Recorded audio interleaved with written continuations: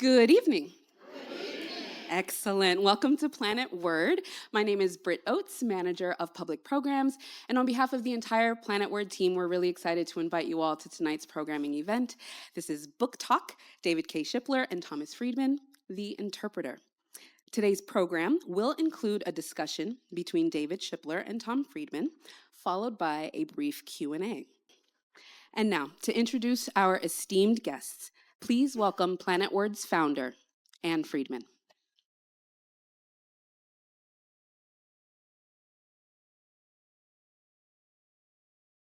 Thank you, everybody. It's so good to see you all here. So I'm Anne Friedman. I'm the founder of Planet Word, but more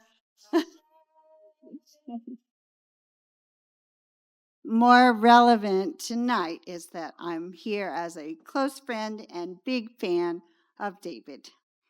I first became friends with David and his wonderful wife, Debbie, whom we all miss very much and wish were here with us tonight. And their three amazing children, two of whom are here tonight in the front row. And I met them when they welcomed me to Jerusalem while I was waiting for Tom to arrive from Beirut. We, of course, all shared a history of living abroad, of being part of the Times family, and a love of travel. But besides both working as the Jerusalem bureau chief of the Times, Tom and David had a lot more in common. In fact, they actually shared the George Polk Award for their coverage of Israel's 1982 Lebanon War. They both have won Pulitzer Prizes and Overseas Press Club Awards. And eventually, they both ended up in the Washington area and served as the Times chief diplomatic correspondent. But in the intervening decades, David has gone on to do a lot of very different types of writing. He's written 3 books on civil liberties, 2 prize-winning books on inequality and racism in America. He now writes a blog, The Shipler Report, and produces a podcast, 2 reporters, Shipler and Zwerdling. And now he has written also, not now, but he has also written a book of short stories, a book of poetry, and now his first novel, The Interpreter, which is set in the waning days of the Vietnam War, which he experienced intimately as a foreign correspondent in Saigon in the early 70s. The novel paints a vivid, real picture of the life of a foreign correspondent tasked with enlightening Americans about a culture totally unlike our own and a war that wasn't proceeding as planned or as reported by the government. It reveals how hard it can be for a reporter to find the truth in a country that can be quite enigmatic to Westerners, a country where a translator is essential to interpreting the language as well as what one is seeing and experiencing. David has written 2 nonfiction books about his other foreign reporting posts, Russia, Broken Idols, Solemn Dreams, and Arab and Jew, Wounded Spirits in a Promised Land, winner of the 1987 Pulitzer Prize for General Nonfiction. But after reading The Interpreter, I was not at all surprised that he decided a novel was a better format to explore that particular experience. Maybe he'll disagree with me, but that was my feeling. Nor why it took some 50 years to find the right way to make sense of what he'd witnessed during the chaos of America's departure from Saigon. So I can't imagine a better duo to explore the world of reporting from abroad, the role of translators, how foreign correspondents themselves have to interpret what they witness, and the changes in journalism over the past half century. And one more thing. David's deep reporting from Vietnam and Russia informs his insights into present-day American politics in his blog, often imparted with a bit of humor. And I'm going to leave you with 2 examples. Number 1, he wrote, in Vietnam during the war, a sardonic quip circulated that even what you saw with your own eyes was a rumor. Think about January 6th for a minute, David advises. And example number 2, back in the bad old days of Soviet communism, a dissident in Moscow was summoned for interrogation by the KGB. As the agent ticked off a list of charges, the dissident rebuffed each by citing one guarantee after another in the Soviet Constitution, which protected free speech, privacy, and other rights. Please, the KGB agent interrupted, we're having a serious conversation. So here to engage us all in a serious conversation about writing, reporting, journalism, and the interpreter are Tom and David. Yep.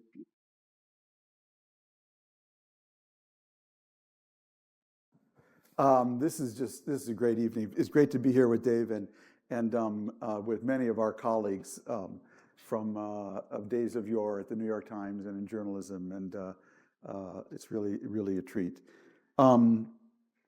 Just want to get a housekeeping thing in order. Everyone has to buy this book. You don't get out unless you buy it. I just really believe in buying my friends' books. So it's Dave, I guess this book is really good. And if you're a foreign correspondent, I mean, there are just so many lines in it that are resonate and are recognizable to me. But I just want to start with the obvious question. You know, how long have you been thinking about this? Why did you decide to write this book? And most of all, why is the title The Interpreter and not The Translator? Well, I hadn't thought of that last one. I want to say, first of all, Anne Friedman deserves an enormous amount of credit and praise for founding this remarkable place. Yes. And those of you who are here just for the first time, I really encourage you to come back and spend hours here. I've been here a couple of times with grandchildren, but it's not just for kids. Anyone who values the word, values language, and wants to understand it more deeply, this is a terrific place to come. Before I answer your question, I want to say one more thing before I forget. This is fiction, this book, but if you want to read an excellent account in nonfiction about the end of the Vietnam War, read Without Honor by Arnold Isaacs, who's my brother-in-law. But still, I'm unbiased. He's here. I think there are going to be flyers on the table for you. Now, seriously, this is a superb book, one of the best accounts of that period. And I left Vietnam in January of '75, so 3 months before the end of the war, to come back and study Russian. But Vietnam nagged at me, to answer your question, Tom, for a long time as an experience, really, that I hadn't written a book about. You know, working for a newspaper is wonderful, but it's limited. And every place I worked, I felt I still had more things to say. And that was true about Vietnam. But I wasn't there long enough. I was there for 1.5 years.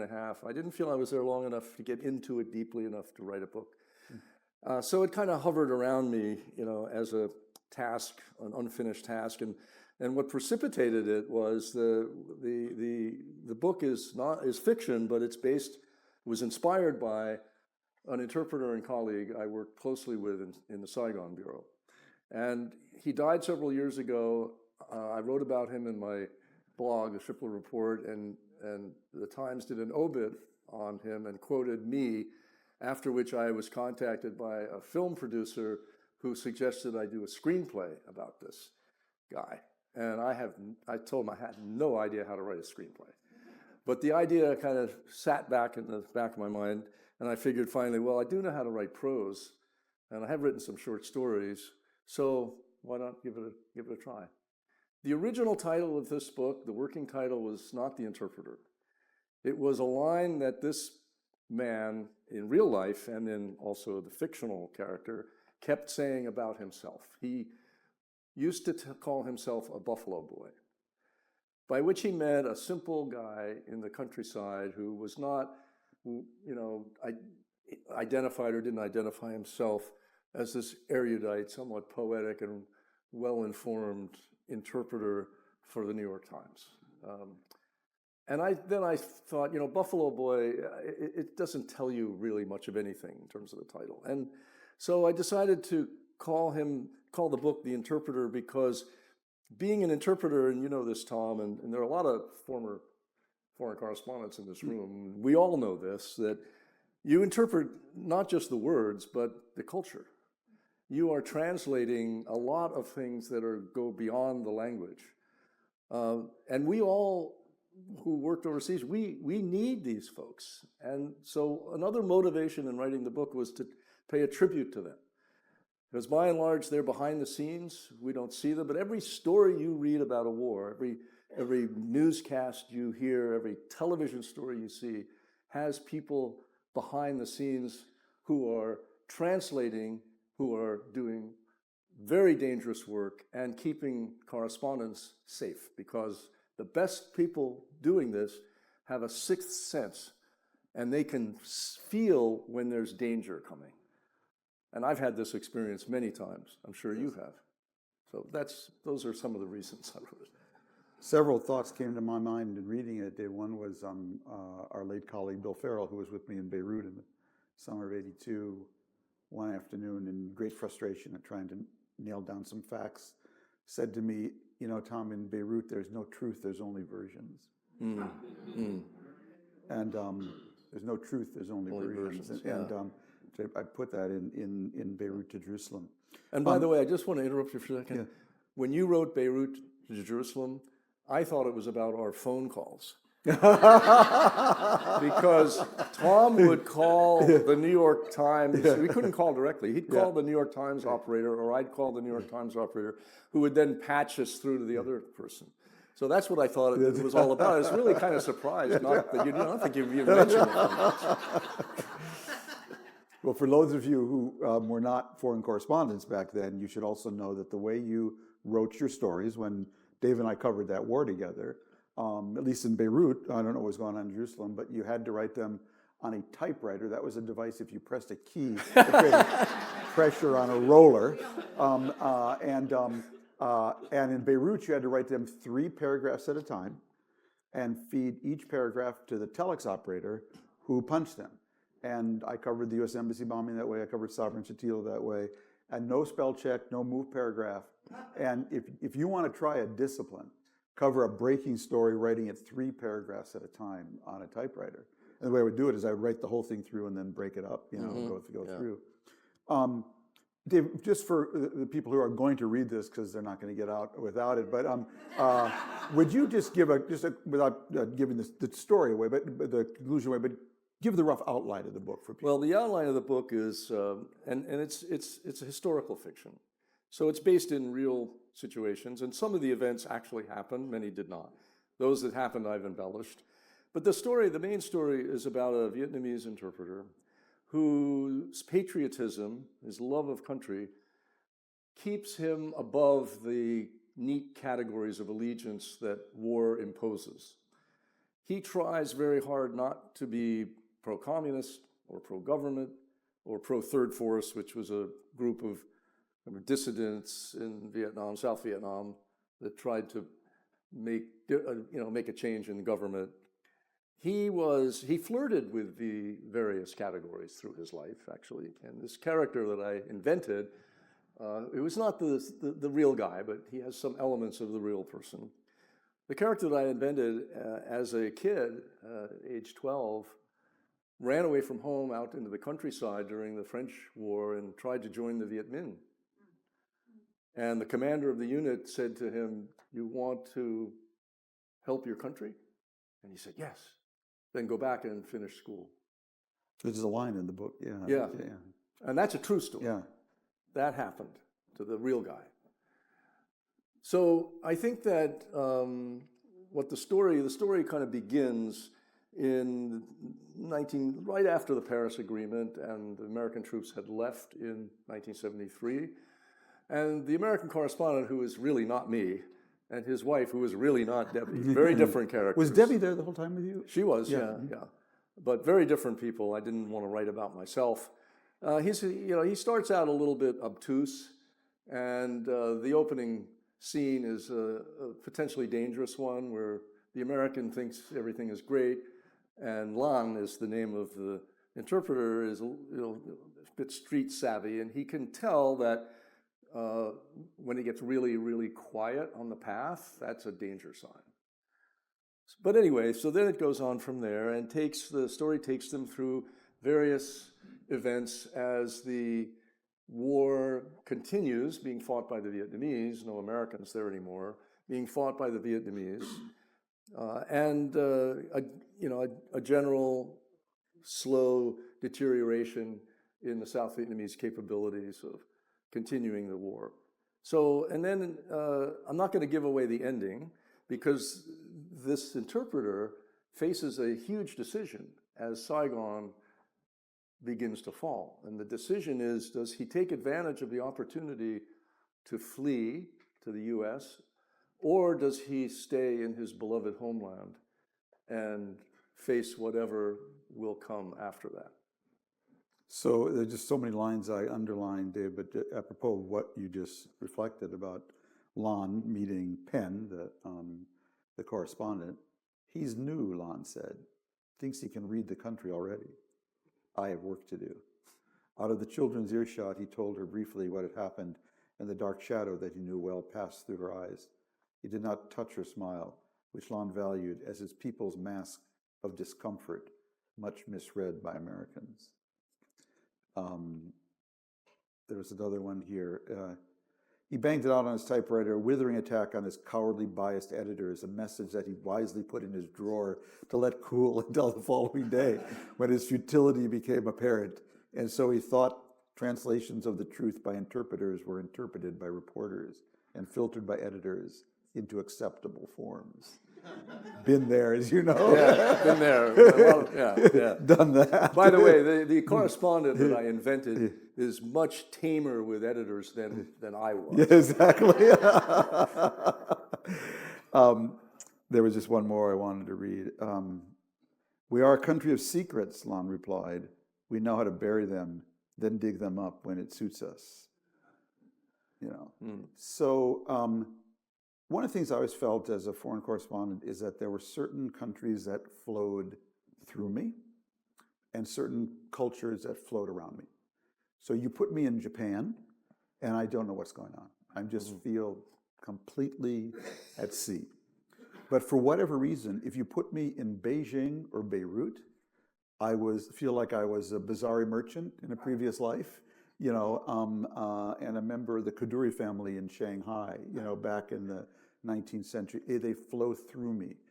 Did Vietnam feel different to you than Israel? Did it flow through you or around you? Well, that's a really interesting observation. I had never thought of it that way.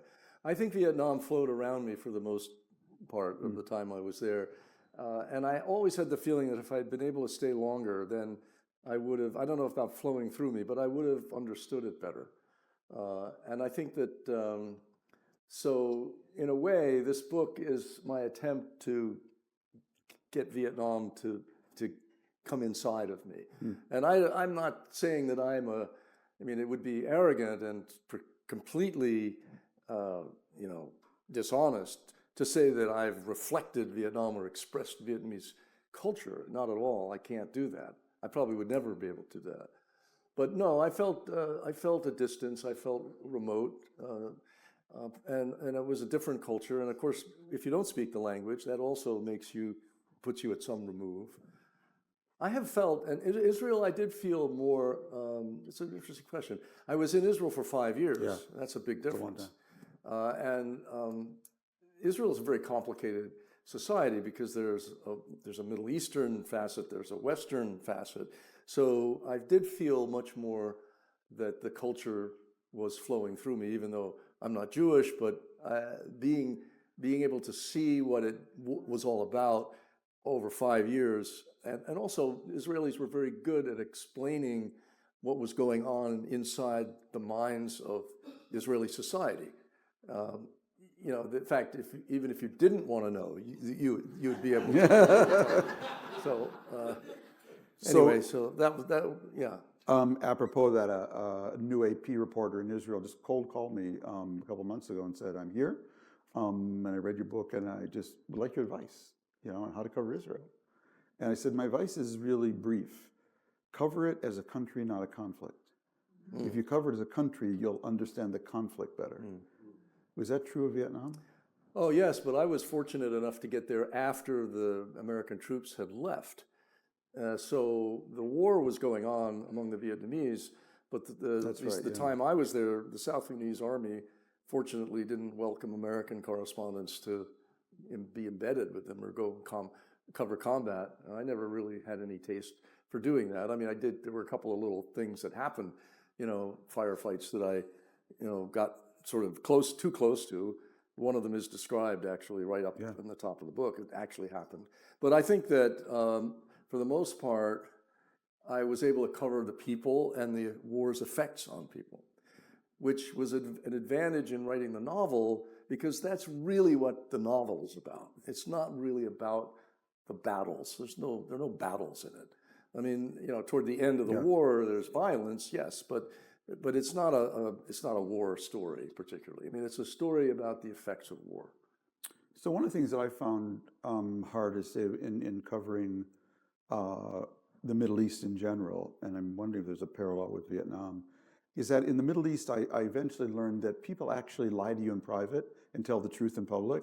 It's just the opposite of Washington, where people actually tell the truth in private and lie in public. And this became a real challenge, because where I sort of finally crystallized was I was driving to Tel Aviv one day, and on the radio they had a leak from the Knesset Defense and Foreign Affairs Committee, where then Defense Minister Rabin said, if the South Lebanese don't behave themselves, we will break their bones. I thought, wow, that's a pretty powerful quote. It happened, I was going to interview Rabin. So I get to the Defense Ministry, I sit down, I say, Mr. Defense Secretary, what exactly will happen to the South Lebanese if they don't behave well? He said, if the South Lebanese don't behave well, they will, and then he caught himself talking to the New York Times, find things very difficult. Well, okay. So the difference between break their bones and find things very difficult is the difference between page one and being back, with the tennis shoe ads. So, so how do you? So the way I did it was I actually preferred to quote Israel radio over time more than my own direct reporting, because people could not, especially in Israel, you know that, couldn't get out of the idea of talking to the New York Times. It's kind of reverse interpretation. Right. The New York Times wasn't probably quite as, I don't know, what was that a problem? And being the New York Times in Vietnam, being New York Times in Israel is like a whole different kettle of fish. But I mean, in Vietnam, was that an issue? I think the issue was a little different. My experience was, maybe some of you reported from Vietnam had a different take on it. I felt that when you went into a village, people would obviously be inclined to tell you what they thought you wanted to hear. Right. I mean, you were obviously not Vietnamese, you were American, and that made having a really good interpreter an advantage, because if I had spoken Vietnamese, no matter how fluently, I would have confronted the problem, I think, of being told what they thought I wanted to hear. The interpreter in this book is very skilled in loosening people up, making them feel comfortable.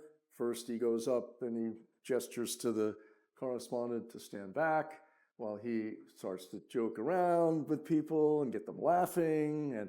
And he has great body language, where he's almost a dancer, and they're warming up and they're loosening up, and he gets them to feel comfortable enough to tell their truth. And of course, when you're working through an interpreter, you have to trust the interpreter, absolutely 100%. You have to trust the person who is telling you what these folks are saying, and you have to believe that, first of all, the word translations are correct. And then, as this interpreter says at one point in the book, the meaning beyond the word is also accurate. It's a great leap of faith, and it's very important to make sure that you have a good person doing that. So Lon had seen the face before, and it concerned him. This little girl as a family. Penn, the reporter, watched his wife in surprise. Lon's the interpreter. From questions to answers, Lon shifted his glance back and forth between Penn and Julie, comparing two translations of the same text. Book's full of these things. It's just really, if you're a correspondent, it's so good. Dave, how did you learn to write a fiction book? Did I learn? I don't know. Well, you seem to think it's good. So I do. I guess, I don't know. It's hard to. I just couldn't imagine. Well, there are are some problems in doing this. I mean, I imagine most novelists when they move from reality to unreality, take bits and pieces of reality with them. I would assume that that's the case. So there are lots of pieces of reality in the book, which kind of anchors it in terms of my ability to tell the story. But there's a real problem for journalists in writing fiction. And I think the biggest problem is that we tend to over-explain. Because we are trained in our profession to explain, and not to leave gaps or holes in the story. I mean, I learned this on the job at the New York Times on the city desk, because I'd write a story and I'd get over the PA, they'd say, Shipler to the desk. And I'd go up and the editor would say, how old is this guy? Where does he live? You know, what is profession? And all these basic facts I should have put in the story in the first place. So trial and error, I learned to fill the holes in advance. Well, when you write a novel or any piece of literature, you want the reader to do some work. I mean, that's part of the creative process, is to not tell everything, not to spoon feed, but leave enough room so the journey can be taken by the reader toward the writer. I mean, there are some, that's what great literature is. This is not great literature. That's what great literature is. I mean, look at Toni Morrison's Beloved. It's one of the greatest modern American novels.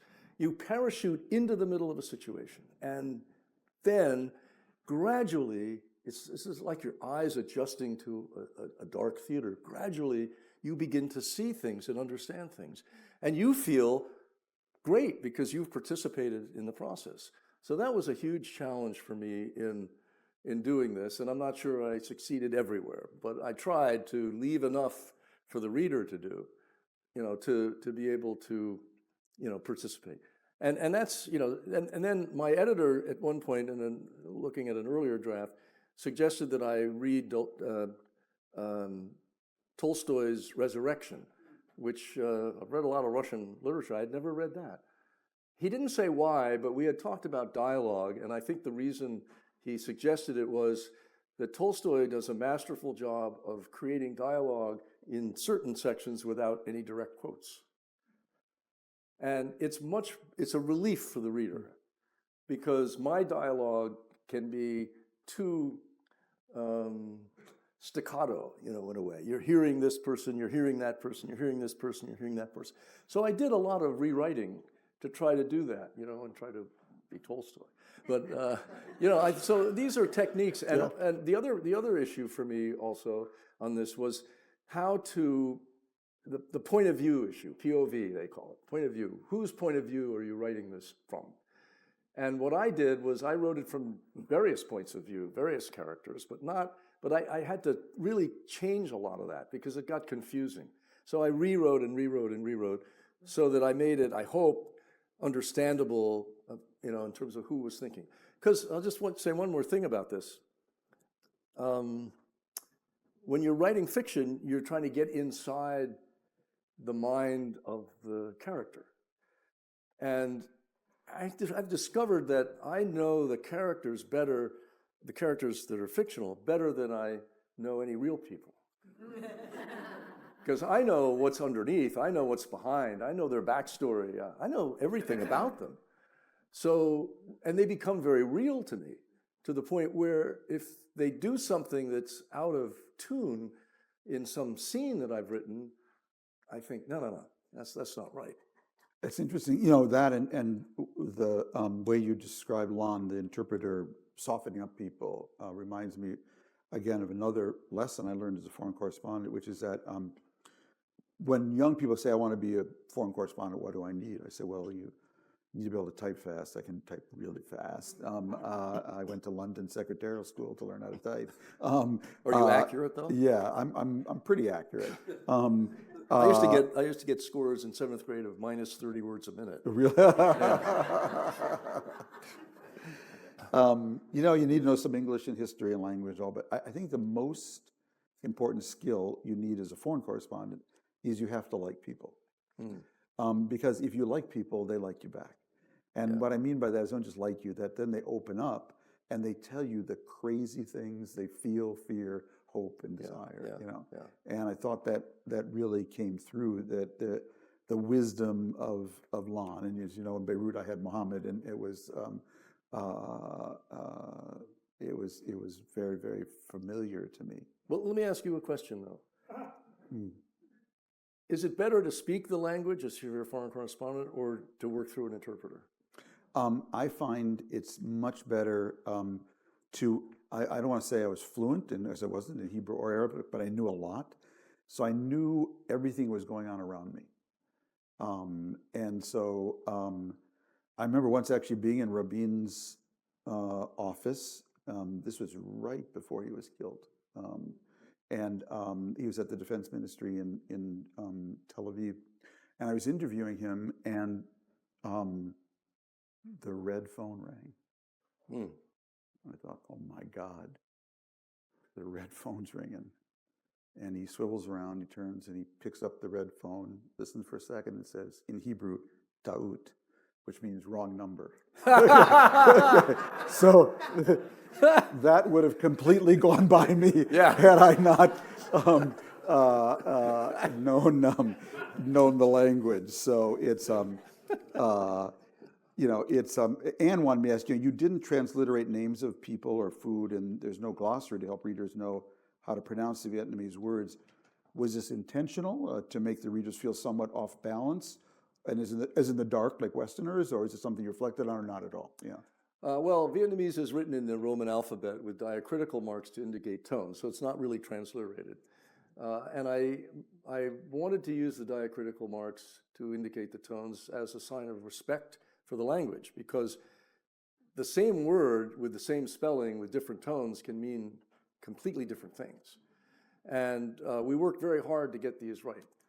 Thanks to my friend Ja Hillenbrand, who's here, who introduced me long distance to a Vietnamese American researcher and librarian who volunteered to go through the manuscript and get those diacritical marks correct. I think they're right. I mean, I hope they're all right. If there's an error here and there, it's not her fault. And the editors at the publishing company worked hard at that too.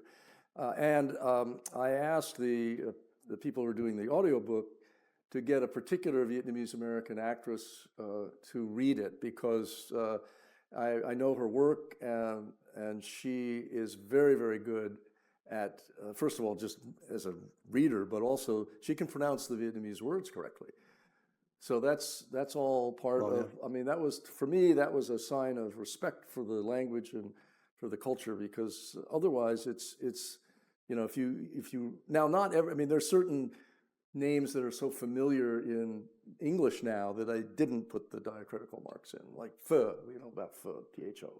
Well, that's the copy editor thought, that's been absorbed into English. Nuoc mam, the fish sauce, doesn't have the diacritical marks. But I think that otherwise we tried to be, pretty faithful to the actual language. And my feeling about it was, I mean, there are not lots of Vietnamese words in there. They're names mostly, and a few. But I just thought it was a good, for the sake of verisimilitude, which is a word I love, it was important to have them in there. So.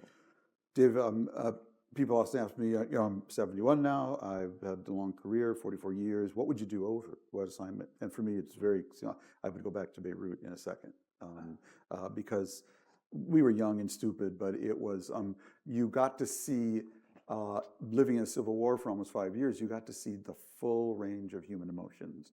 What people are capable of for extreme evil, they shoot the Red Cross in Beirut, and amazing kindness under extreme conditions. Yeah. Which of your assignments would you do over? Would I do over And again? why? Go back again? If you had if you had a chance. Well, I would go back to Moscow if it were safe and and productive. Why? Because the country, first of all, it changes but doesn't change. I mean, there's a continuity about it which is disturbing, but it's one of the most fascinating places in the world. And also, I think I've often thought, and I think I might have written in some blog, that it's really a shame that most Americans haven't had the experience of living there under a dictatorship, because when you do, you become very sensitized to the risks that we're facing now in this country. I mean, I wrote a blog, a few weeks ago called "Moscow on the Potomac," because I have an awful sense of familiarity about some of the attitudes, in the people in the administration, the totalitarian mindset, spreading ideology throughout the society. This is very Soviet, and it's so I think without that 4 years in Moscow, I probably would have been oblivious to that. But I'd love to go back and see what's going on now. Yeah, because I was there again and again. I did some New Yorker pieces after I left the Times in the Gorbachev era, and then right afterwards when there was that moment of freedom. And it was like a piece of, I always felt that between me and, Russians in Soviet times, it was a piece of plexiglass. You could not quite touch them. But that just disappeared and people were talking. Now, I'd like to say something about interpreters there, because it's an interesting, different situation. In the Soviet period, we were not allowed to hire anybody as interpreters. We had 2 interpreters in the Moscow Bureau of the Times, both of whom were picked by the government. And we would never have, and one of them I heard later, we assumed they were informing about us to the KGB. And then I heard some stories. Nikolai and was it Nikolai and? No, that was before them. Before them, yeah. Boris and Victor. Interesting people. Couldn't make that up. I mean, I could tell you stories about them, but that's a whole different thing. But it would never have occurred to us to call, and Rick Smith is here, so you remember both of them, Rick, right? So Rick preceded me in Moscow, and so we would never have, tried to bring them along to a press conference by Sakharov, for example, or by any of the other dissidents. And Sakharov would not have been happy either, because he would have assumed that they were KGB. So those guys interpreted only for official things. And that meant you really did have to learn Russian, because you just couldn't get along there without having the language. That's why the Times brought me back to study Russian, and I kept studying it. So that was a society in which using an interpreter was really dicey and difficult.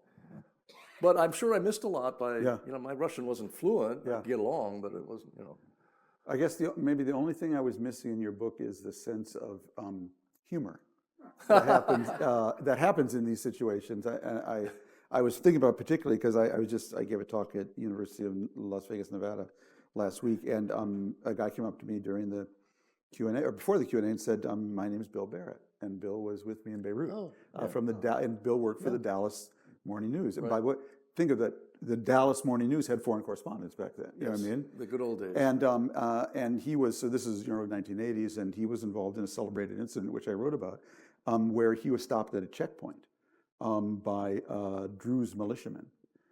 He and my friend Dave Zucchino from the Philadelphia Inquirer, and said, IDs.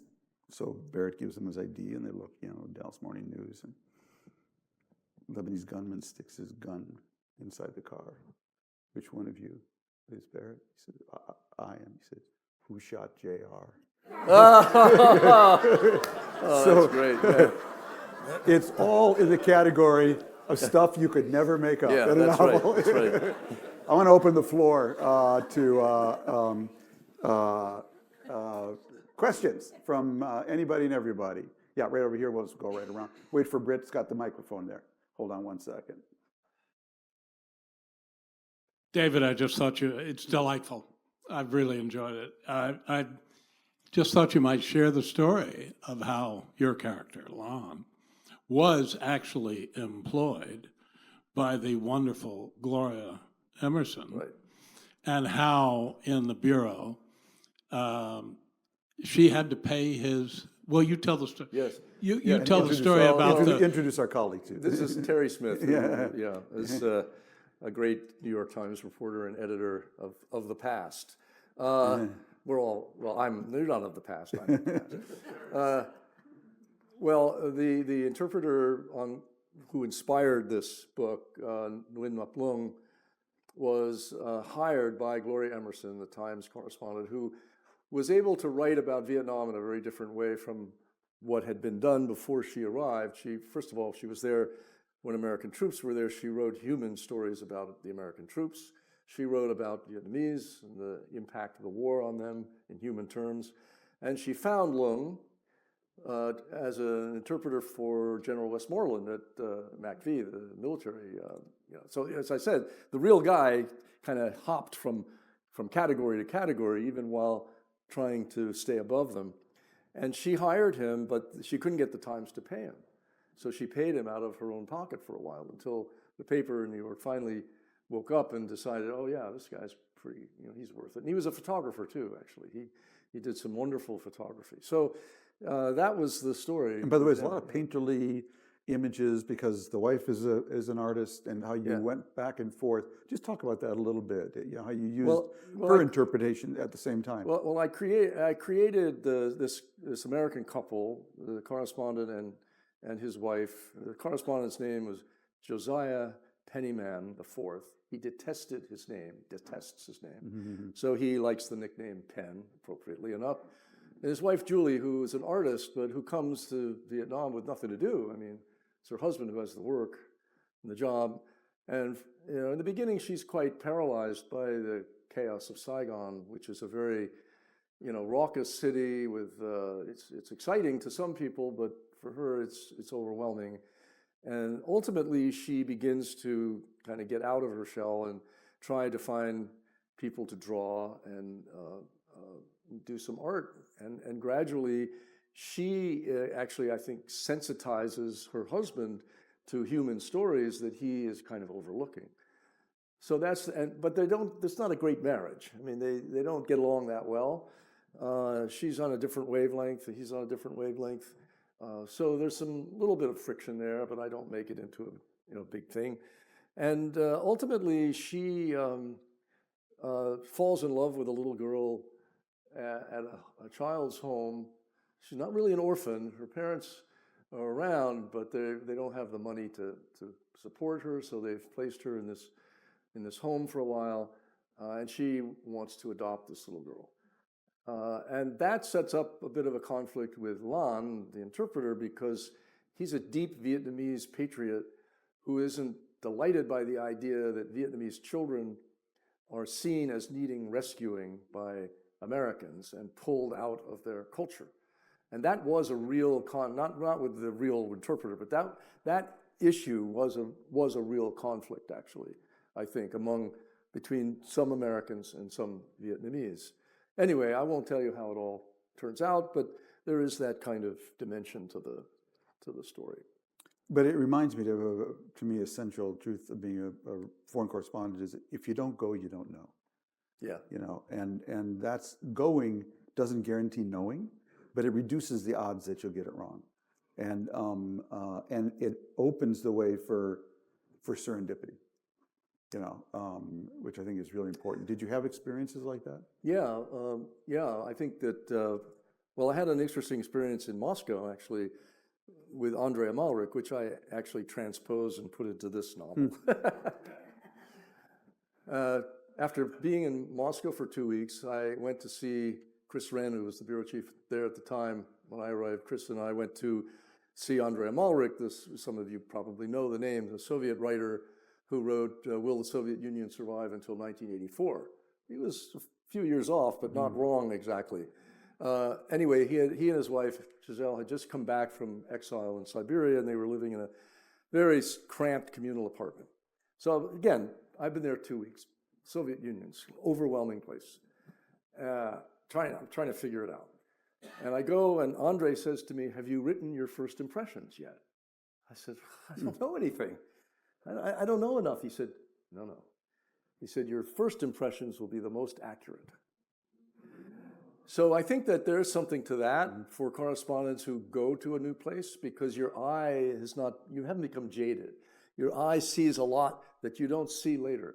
And a lot of us, getting to a new place, I'm sure you did it, Tom, I'm sure everybody who's done this has done it. We like to do what's called save string. You meet someone, you get an interview, you save it up for a bigger story, a broader story, a deeper story later, and pretty soon you have a lot of it, but you've missed something of the freshness of your own perceptions. And that piece of advice stuck with me. At the same time, you don't want to go off half-cocked. And I remember the first page one story, I don't even remember what it was about. It was the first page one story I had from Moscow. It led the paper, I don't know, Soviets said something, right? And I saw the paper came in a couple of weeks later. I saw the paper. There was this story, the lead of the paper with my byline, and had this thump of authority, as if I really knew what I was doing. Oh my God. I'll go to more questions in a second, but I was just, because I was in China, but last year I was at the China Development Forum, and this is, if you don't go, you don't know, and it's an economic conference they have, so the sponsors sent a college intern who works for them to meet me at the airport, and help me get through customs. So we go into the lounge, we're just waiting for the suitcase to come out, and I can tell she wants to ask me a question. She says, "Mr. Friedman, I just have to ask you, is the world still flat?"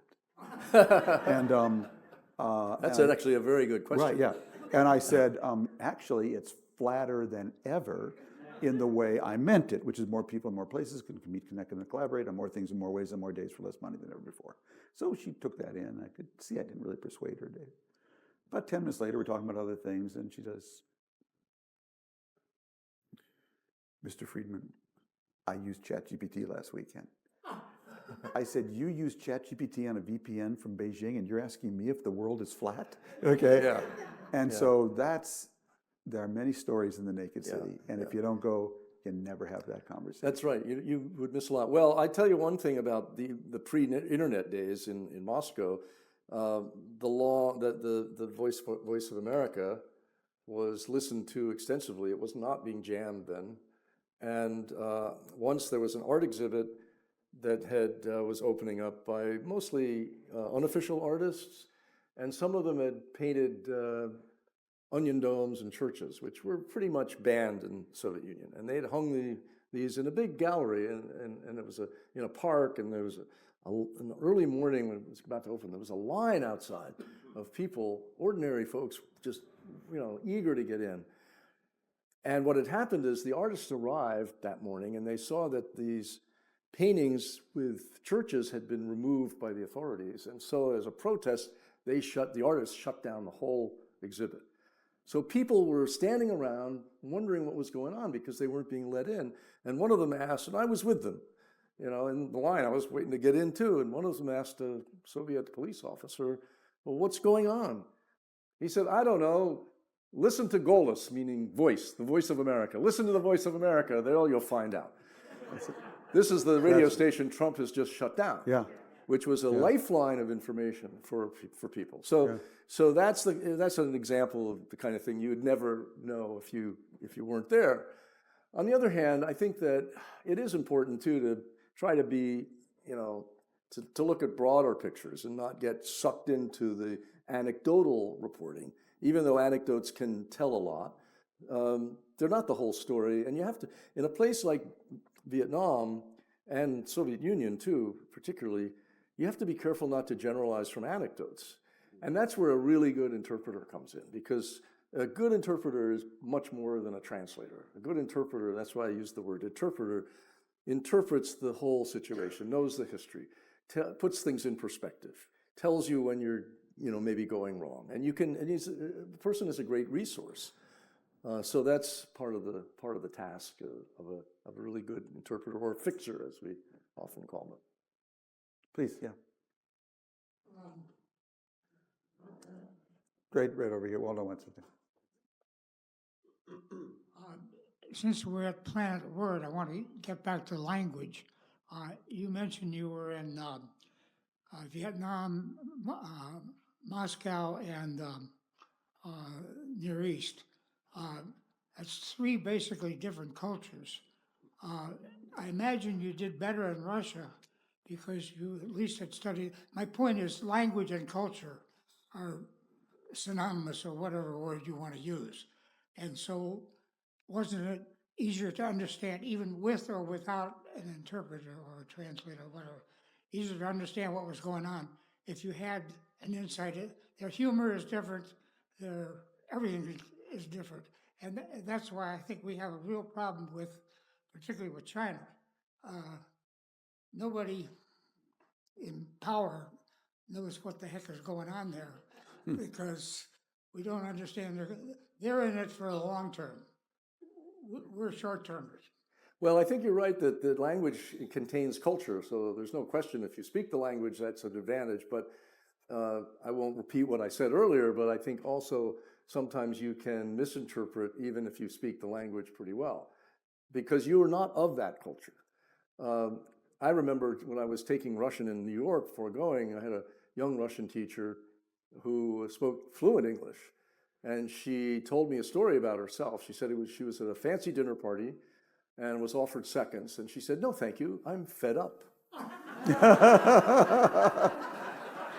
Which is a literal translation from the Russian.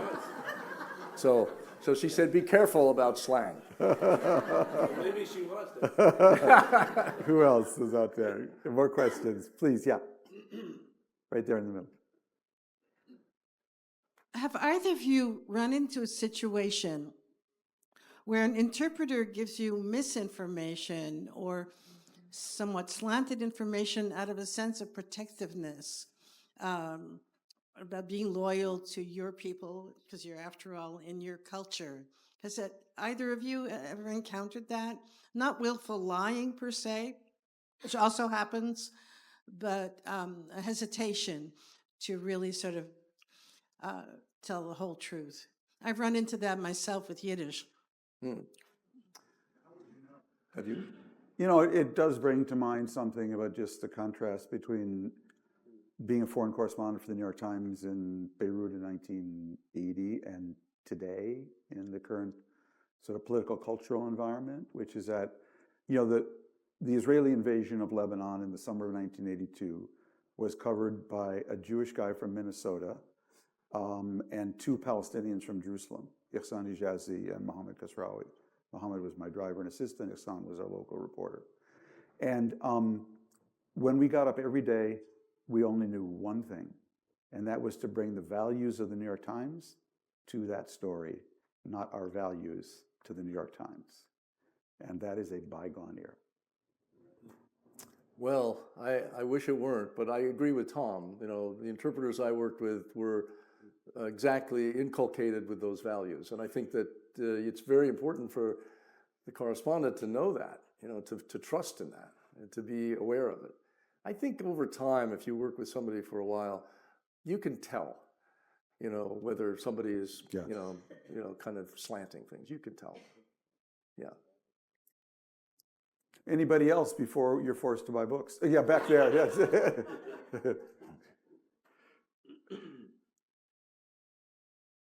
Thank you both for being here, first of all. I'm sure there's a myriad of answers to this question, so maybe if we'll just give a brief synopsis. But how has technology changed the career of being a correspondent or a journalist?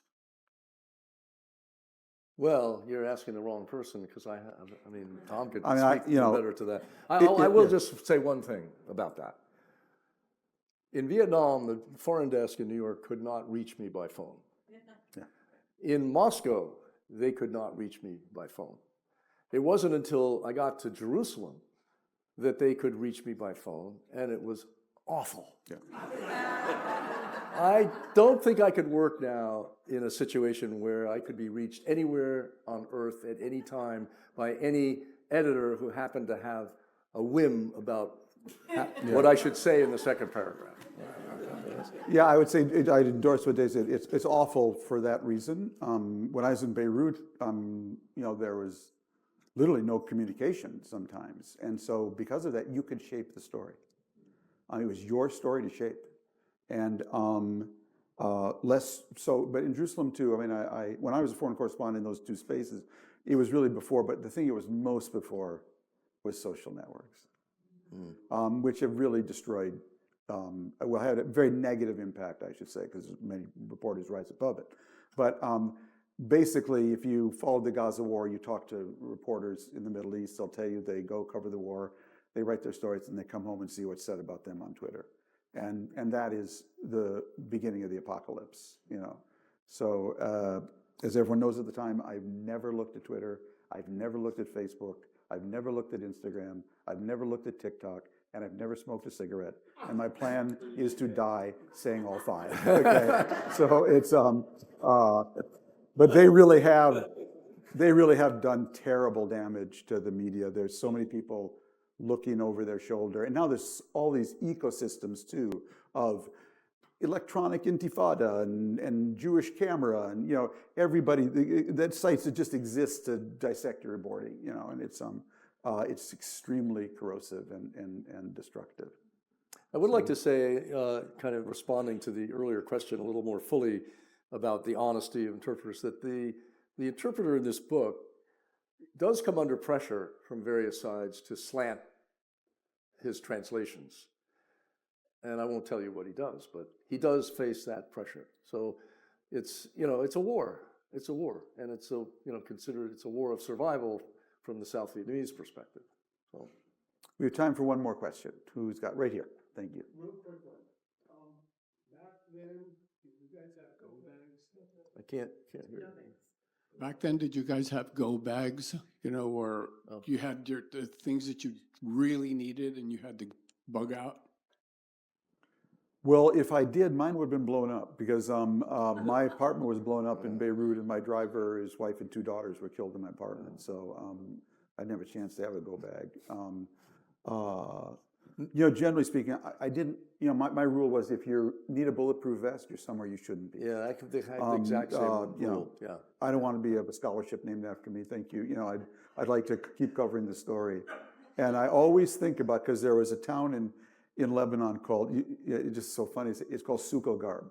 And it was under siege during the Lebanese Civil War, and reporters used to make this mad dash. Did you get into Sukogarb or out of Sukogarb? And, did you get the Sukogarb dateline? And who the fuck remembers Sukogarb today? It's just like, and if you had died for like a dateline at Sukogarb, so you really got to keep that in perspective, so. I didn't have a go bag because places I was in, I didn't think there was a way to get out very quickly. Anyway, so, I mean, I think different people have different styles of addressing this. And again, in the book, I kind of let the characters ruminate on the element of fear and how it works. And the one thing that happens, I think, is that fear. If it comes to you, it comes later. And I put that kind of in the novel. That is, I was in a couple of situations, not, that dramatic or, a little bit dicey. And it was only afterwards that I felt fear. It was a delayed reaction. Because at the time, your adrenaline is pumping, you're reporting, you're trying to do the job, and you just kind of push ahead. But then later you think perhaps to yourself, what a dope I was to be there. Matt Seiden is there, and I performed a stupid little journey once in Vietnam. We went to, and by the way, this is the real story. My real interpreter, didn't tell me that I shouldn't go. It was a search for POW remains by the Americans, and they had an agreement, they thought, with the North Vietnamese and the Viet Cong, that with their proper uniforms and the stripes on the helicopters, they would be left alone in an area near Saigon that was among rice paddies.